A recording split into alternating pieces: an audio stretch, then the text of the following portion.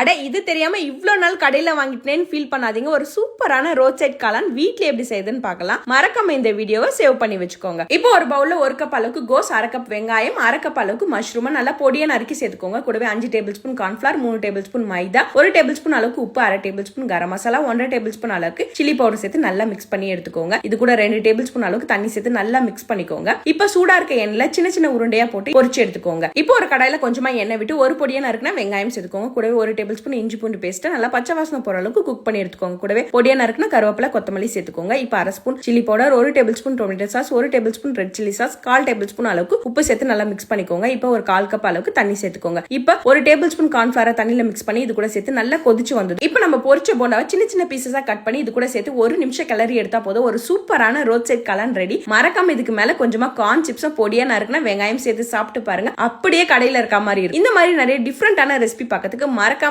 நம்ம cooking world சேனலை subscribe பண்ணி பாருங்க.